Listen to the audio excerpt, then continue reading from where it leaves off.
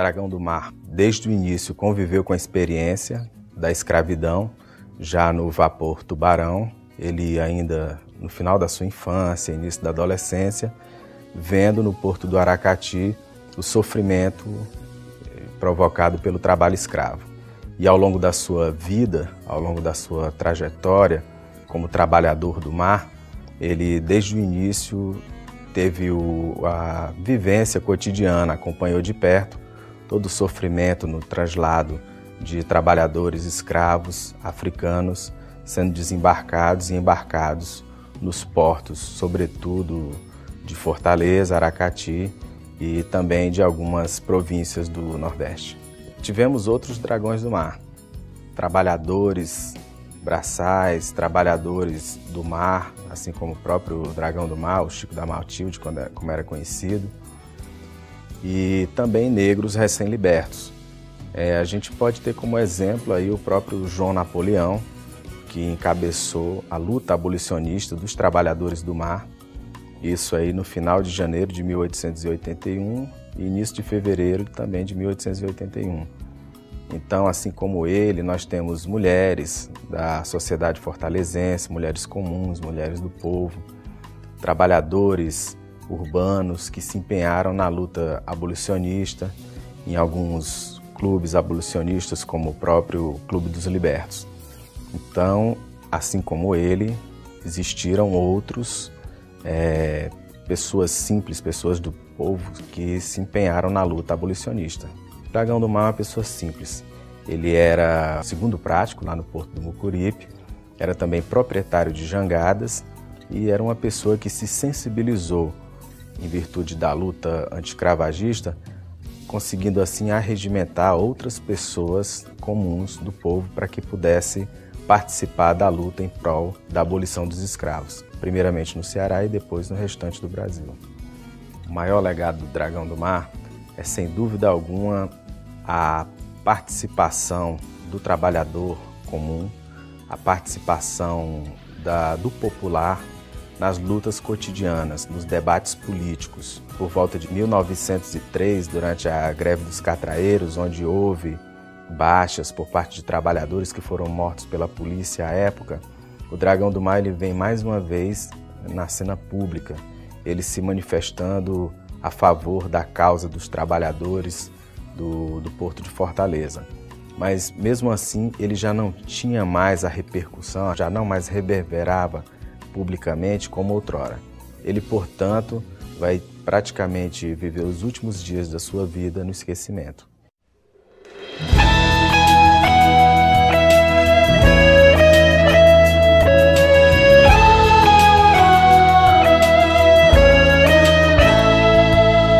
Bárbara, flor do sertão, guerreira do não e do sim.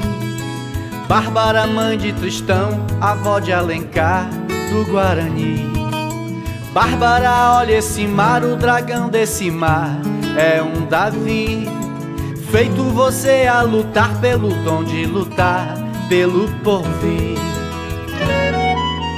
Bárbara, ouve o conselho do velho de Quixeramobim. O sertão vai virar mar e o mar vai virar um jardim. Bárbara, olha essa aldeia tão cheia de ti e de mim. Bárbara, olha esse céu, é o céu do sertão do meu padim. Ai, ai, meu padim, padim, cisso. Liberdade aqui é tudo isso, o Ceará tem disso sim. Ai, ai, meu padim, padim, cisso. Liberdade aqui é tudo isso, o Ceará tem disso sim. Bárbara, olha esse chão como é seco o sertão do sem fim. Lar de Raquel de Queiroz e do Patativa do Cariri. Berço do cego Aderaldo e do tal do amor de Peri Ceci. Luz de Delmiro e Evaldo Gouveia, candeia a reluzir. Bárbara, ouve essas ondas de Jericoacoara e Aracati. Olha esses gatos pingados, pintados por mestre Aldemir. Ouvi Humberto Teixeira, doutor do Baião, no bandolim. Bárbara, olha essa flor que é da cor da flor do alecrim. Ai, ai, esse chão fronteiriço, esse amor, esse mar, esse maciço, o Ceará tem disso sim. Ai, ai, esse chão fronteiriço, esse amor, esse mar, esse maciço, o Ceará tem disso sim. Bárbara, veja o clarão dessa luz, redenção dos Martins. Bárbara, luz de Bezerra que trouxe pra terra o fim do fim.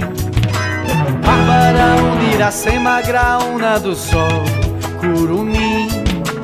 As faustas águas do Nilo que é o Jaguaribe daqui. Terra judia cigana, versão carcamana de pré-pichim. Fogo de berço arabesco, afresco de pilim-pim-pim. Água canoa das fontes dos verdes portais do Fortim. Bárbara olha pro Crato, a princesa de trança e Transcilim.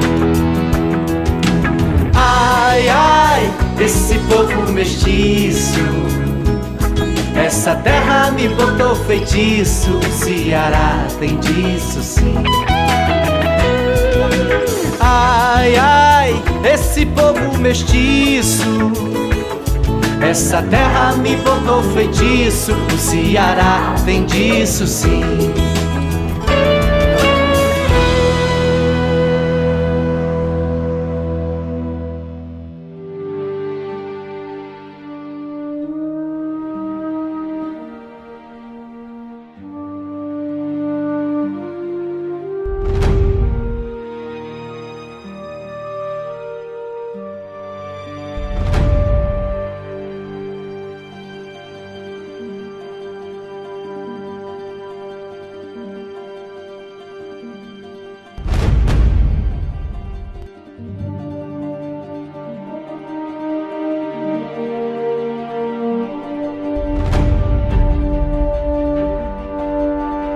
Liberdade. Em meados do século XIX, nenhuma discussão foi tão polêmica quanto o regime da escravidão. Os ideais iluministas de fraternidade, igualdade e liberdade, motores da Revolução Francesa, se disseminam na Europa.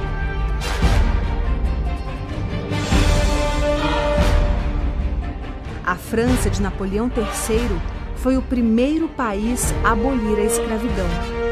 Na Inglaterra, a invenção das máquinas a vapor e da fundição do aço agora dispensam o trabalho escravo.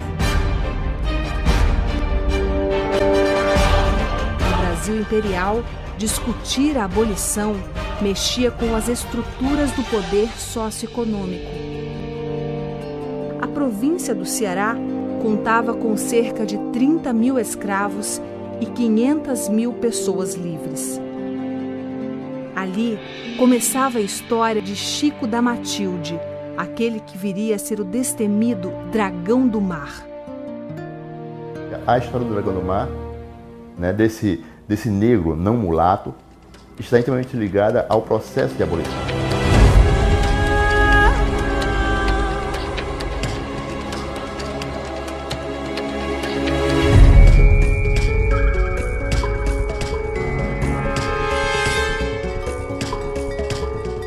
Ele nasce em Aracati, né, em Canoa Quebrada, e filho de Manuel do Nascimento e Matilde Maria do Nascimento. No final da regência, né, que é um momento muito agitado no país todo, né, no Ceará também, né, é o momento da independência do Brasil, o começo da formação do Estado brasileiro. Era uma sociedade escravista, onde os mais poderosos tinham condições, né, de ter uma vida boa na província do Ceará, nessa vila de Aracati, e os mais pobres tinham que sobreviver. Ele vem dessa categoria dos mais pobres. O pai dele foi trabalhar nos seringais na Amazônia e morreu por lá mesmo. E o Chico da Matilde, a dona Matilde, que foi a mãe dele, né? Ela simplesmente, ela que criou o Dragão do Mar, quase que sozinho. Esse era um período, em função dessa condição social, que as mães sonhavam uma vida melhor para os filhos e os abastados, as pessoas mais ricas, aproveitavam essa situação para que as crianças, né, os filhos dessas mulheres, trabalhassem para eles. Uma mulher solteira, pobre, negra, num estado como o Ceará, não é fácil, né? Então ela viu-se obrigada então a entregar um dos filhos a um comendador português que morava em Fortaleza, né? E esse menino entregue foi exatamente o Francisco José de Nascimento, né? Que depois seria chamado Dragão do Mar. Ele ia trabalhar na cozinha, só que ela descobre que o juiz tinha um amante, né? E aí ela se revolta, diz que o filho não vai trabalhar para uma quenga. Não é qualquer mulher que no século XIX, né, sai da sua casa e vai contestar, enfrentar alguém do alto poder. Ela é chamada a atenção por um morador que diz a ela que é melhor ela sair da cidade. Ela diz que não. E aí, nesse momento, o Dragão do Mar é colocado num barco, para trabalhar num barco, um barco de nome Tubarão. E aí ele começa a sua profissão junto ao mar. Começou a trabalhar em navios, né? Trabalhando como marinheiro, nos navios que faziam linha na época de Fortaleza para São Luís, né? Enfim, essas linhas pequenas, depois a Recife. Precisando saber o que era descarregado, o que era carregado, pelas circunstâncias do trabalho, da vida, ele teve que aprender a ler e escrever, né? O que é uma coisa dentro do universo da época, para pobres, né? Uma coisa, não diria excepcional, mas muito interessante.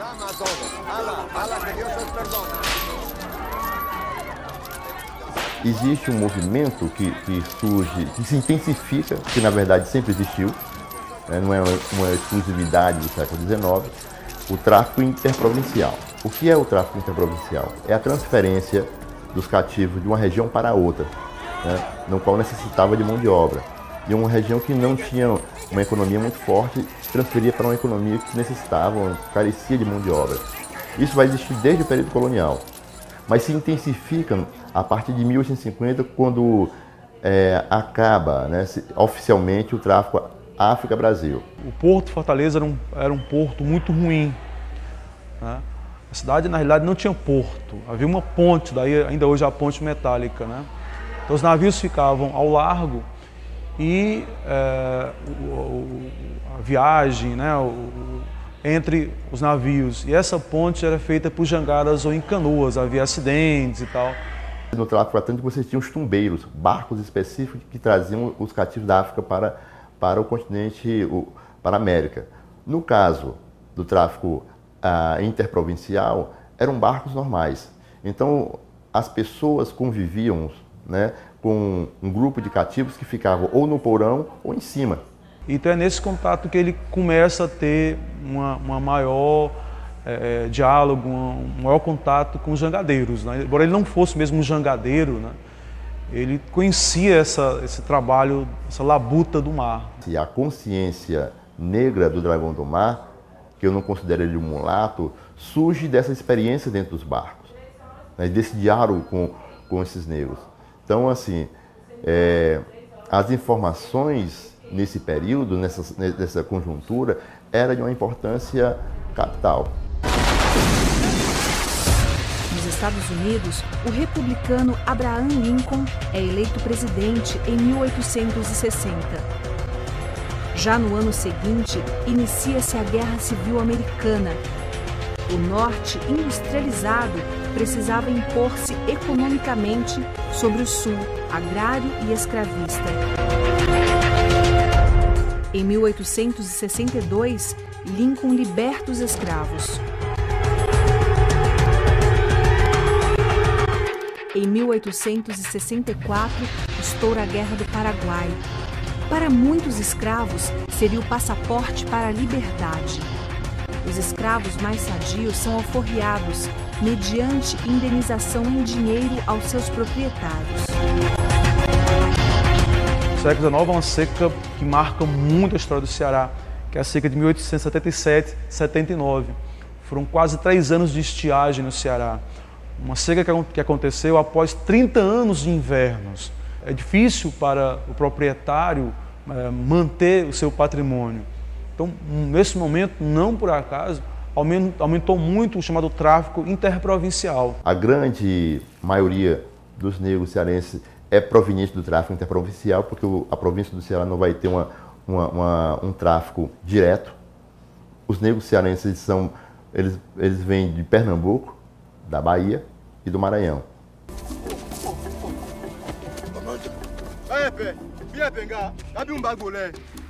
As lutas dos negros, nesse contexto do tráfico, era mais contra o tráfico do que contra a escravidão. Por quê? Porque o tráfico, né, ele era um movimento, né, uma instituição que quebrava os laços de amizade, os laços afetivos. O preço não era justo, havia a situação do fazendeiro era tamanha que trocava o cativo por uma saca de farinha. E esses escravos eram embarcados, né, no porto de Fortaleza. E o transporte da praia, né, para os navios, como eu disse, era feito em jangadas. Vinham dessas vilas, né, chegavam aqui, tinham os galpões aqui na Jacarecanga, passavam lá um tempo para descansar, depois eram trazidos e colocados na Praia do Peixe, hoje Praia de Iracema.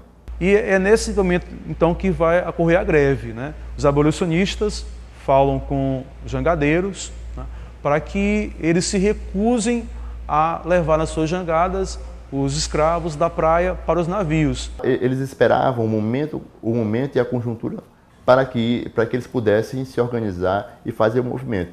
E a conjuntura ocorre logo no período do final dessa seca de 79 para 80, né? E aí eles encontram jovens de classe média, que seriam os abolicionistas, e entre eles também você vai ter alguns comerciantes, né, que vão criar a sociedade abolicionista, e uma das suas primeiras ações, né, concretas, juntamente com os abolicionistas, seria o movimento dos jangadeiros de 1881. Existiam duas correntes de abolicionistas no Ceará. Uma liderada pelo João Cordeiro, que eles faziam sequestros de negros escravizados, né? Escondiam, davam guaridas, essa era uma ação que eles faziam.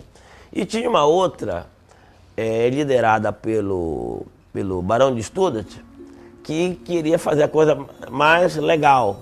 Que era da linha Joaquim Nabuco. Eles eram da linha, digamos, do patrocínio, era da luta mesmo, pela luta e tal. E o Dragão do Mar tinha essa penetração nas duas classes, né? Ele era uma espécie de elo entre as duas.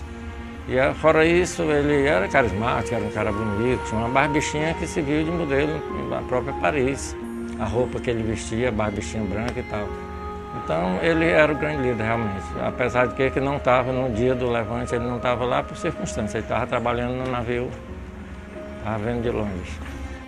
Quando ele entra na sociedade libertadora, ele traz também o jangadeiro, os estivadores, os portuários como um todo. Ele não era jangadeiro, ele era prático do porto de Fortaleza. Prático do porto tem uma diferença muito grande. Prático do porto é aquele que orienta o comandante dos navios a entrar, a atracar, a fundear nas barras dos portos, né? No caso aqui de Fortaleza, ele era esse orientador.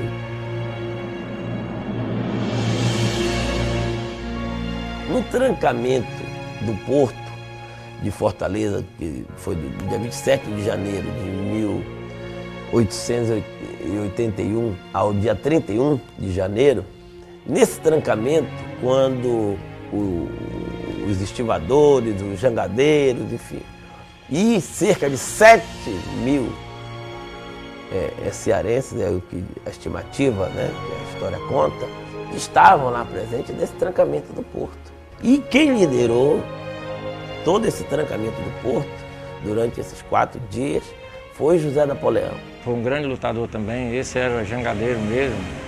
Mas o Dragão tinha um outro componente, ele tinha umas relações boas com a elite, que também era abolicionista por outras razões, por conveniências. O chefe de polícia e o presidente da província, eles, poderíamos dizer, são considerados simpáticos ao movimento abolicionista. Essa é uma frase dos negreiros, né? A greve dos jangadeiros tem um papel, tem um simbolismo muito grande, né, que mostra que há pessoas do povo, pessoas pobres, né, não só a classe média, não só a campanha abolicionista feita pela classe média e pelas elites, mas pessoas do povo mesmo, que também defendem o fim da escravidão. Essa situação, ela contribui também, né, para a eficácia. Mas a eficácia maior é os jangadeiros se reunirem e dizerem o seguinte: no Ceará não se embarca mais escravo. Tem empurra-empurra, discussão, os proprietários chegam a oferecer dinheiro aos jangadeiros para que eles façam o seu trabalho, né, transportem os negros nas jangadas para os navios. E os jangadeiros mostram que não, né, o que prova que não era uma questão econômica que os motivava. A questão da escravidão, da escravatura negra, né, estava perdendo força. O Brasil foi um dos últimos países a abolir a escravidão negra. Os escravos daqui se resumiam às mucamas, aos pais, era tudo dentro de casa. Quando eles foram libertos, eles ficaram em casa, que eles estavam com casa com medo de roupa lavada. Não houve essa briga assim, dessa libertação muito grande. A briga grande foi justamente essa de não levar, porque estava levando seu parente, levando seu irmão, vendendo seu irmão para outra terra e tal. Eles ficam firmes na postura dele. Daí que eu acredito que o elemento que vai permear toda a luta dos jangadeiros seria uma consciência negra.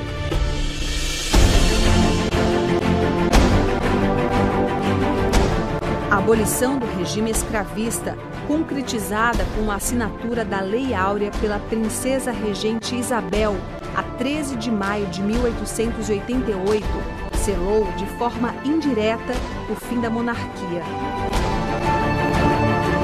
A expansão cafeeira ganhava novas frentes e o Brasil entrava timidamente na era industrial, testemunhando a multiplicação de bancos e estabelecimentos de crédito.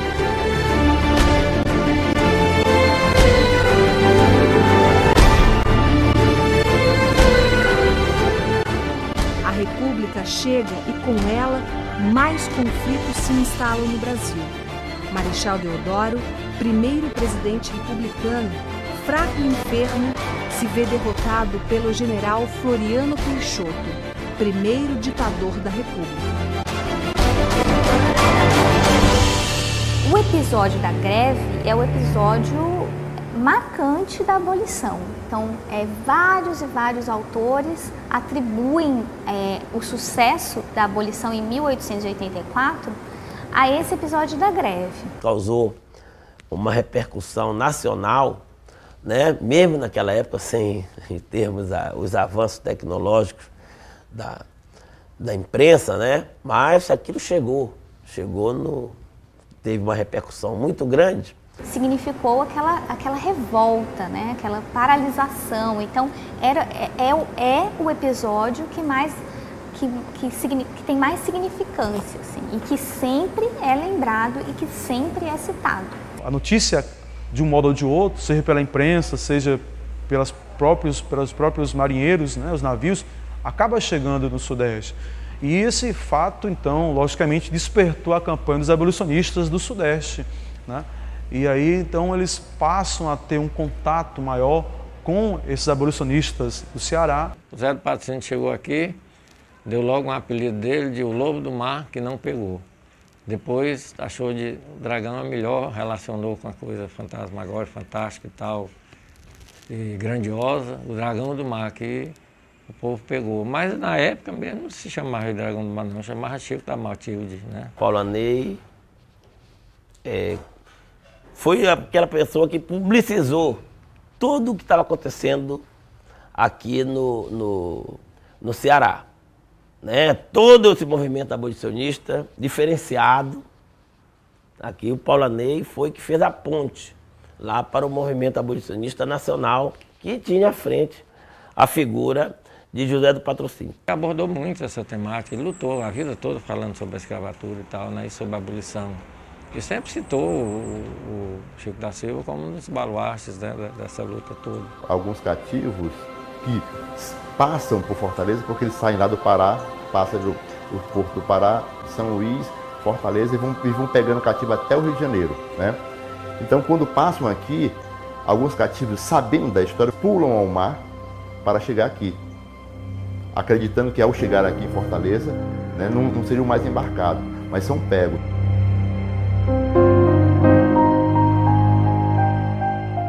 Mas um dia mudou-se ao negro a torva sorte. Sorriu-se a liberdade ao negro humilde e ignavo.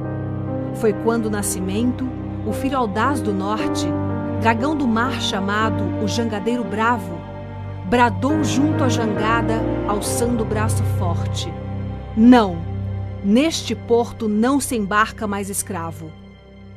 E houve um convite dos abolicionistas do Brasil para que esse ato, essa bravura dos jangadeiros, dos portuários no Ceará, fosse, vamos dizer assim, tivesse uma homenagem, né? E José Napoleão é que cita a figura do Chico da Matilde. Aí ele foi no navio Espírito Santo, a jangada foi no navio. Lá que eles fizeram uma passeata em plena rua, com 24 negros portando a jangada, e ele todo enfatiotadozinho, como figura de proa. E o Dragão do Mar, então, acaba virando um símbolo da resistência contra a escravidão. E ele é alvo de várias homenagens pelos militares, homenageado por clubes, sai na capa da revista Ilustrada, que era a revista mais importante do Império, né? Isso mostra a importância que ele teve, é condecorado. Participou de caminhadas, tudo em homenagem a ele, né? Culminando com o momento que foi a entrega da Jangada Liberdade ao Museu Nacional, né? Onde se registra cerca de 10 mil pessoas, né? Então você pensar isso no século XIX, uma pessoa que sai, né, um jangadeiro, um pescador que sai daqui do Ceará.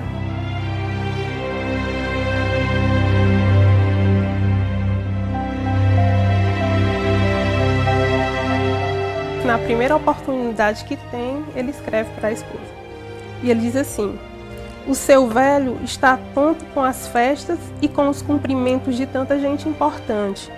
Diga aos companheiros Isaac Amaral e José Marrocos que a festança foi de arromba e o nome da nossa querida sociedade foi muito vivado.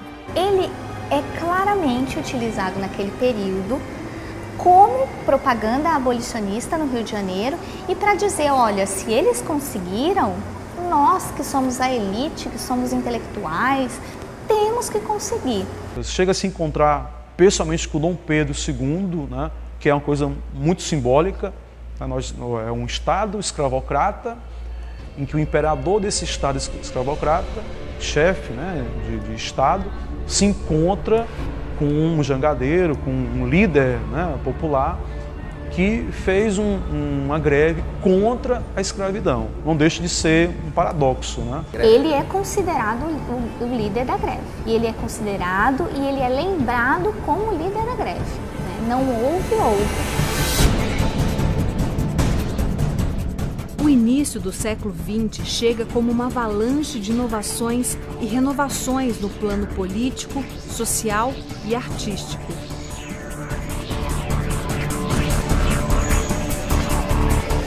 No Brasil, 20 anos após a libertação dos escravos, o medo e o preconceito ainda limitavam os espaços dos negros.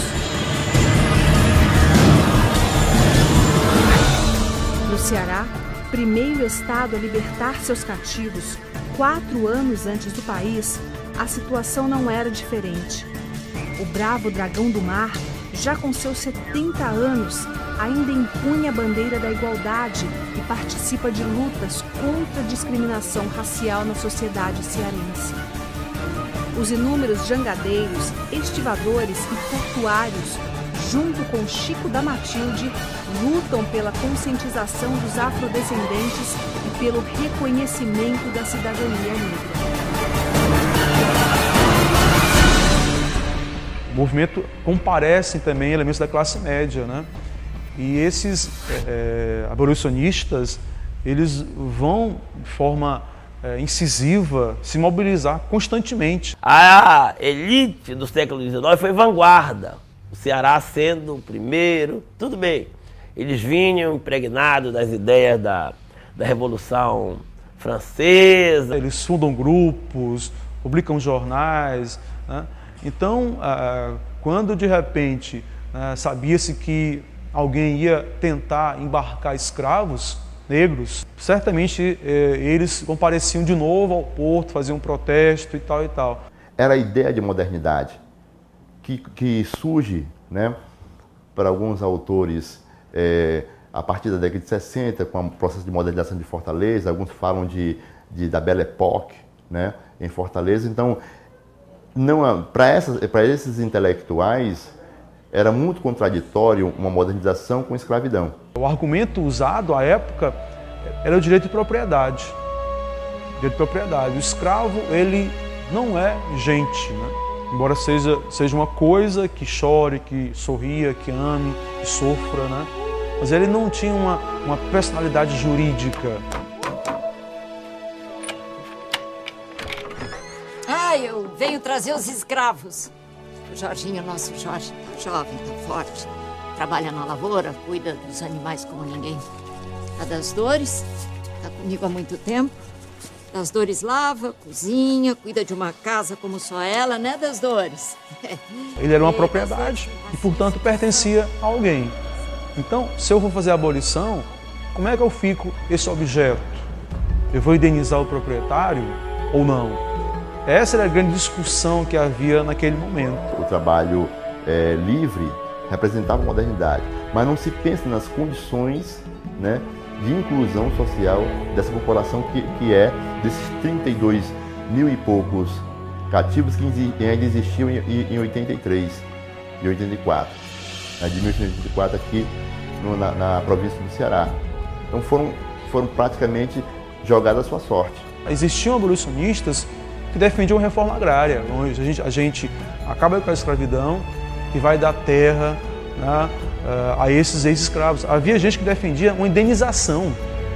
Inclusive, quando a República acontece, o Rui Barbosa, que é apontado como um homem que era, né, muito inteligente, ele faz um crime contra a história do Brasil.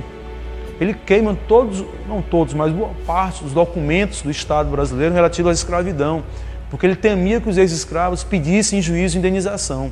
Os elitistas aqui das sociedades, que eram os brancos e tal, eram simpáticos à causa porque eles sabiam que de alguma maneira ia acontecer. Já estava vindo a lei do ventre livre, as outras mais, do sexagenário, não sei o quê. Estava um processo já de... Então não é coincidência que a abolição acontece em 88, a República, o fim do Império, acontece no ano seguinte, né? Há uma relação clara entre esses dois fatos. Então esse é o debate da época, né? Então muita gente aceitava, né? Via como inevitável a abolição. Ele é o resumo de uma coisa coletiva. Ele é o herói que simbolizou diversos heróis. Como ele tinha liderança, tinha penetração em outros círculos, tudo, ele apareceu até mais do que outros que lutaram tanto quanto ele. Mas realmente ficou na história e tal. No século XIX, começo do século XX, está se formando uma identidade cearense, né? E para essa formação da identidade, o que é ser cearense, usou-se vários símbolos, são usados vários símbolos, né?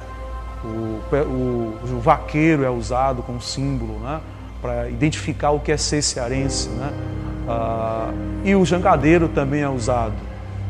Então, o Dragão do Mar, ele acabou servindo duplamente para essa construção da identidade do ser cearense. O jangadeiro, embora ele não fosse jangadeiro realmente, mas o jangadeiro, o homem do mar, e o abolicionista. Quando se trata de herói, quando se trata dessa figura que na verdade ela exerce muito mais do que o que ela fez ou deixou de fazer, importa o que ela fez simboliza. Eu acho que eu não vejo, sim, uma figura tão importante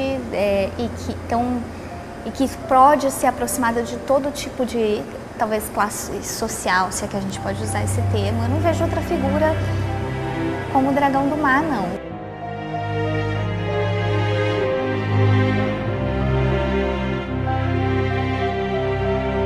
Esses simbolismos, como nós dizemos em história, essas construções de memórias, elas ajudam a entender por que o Dragão do Mar ele é tão exaltado no Ceará, como um líder abolicionista, como alguém que se empenhou pelo fim da escravidão. Então ele acaba servindo duplamente, né, por ser jangadeiro e por ter participado de um movimento que dá, digamos, importância nacional ao Ceará.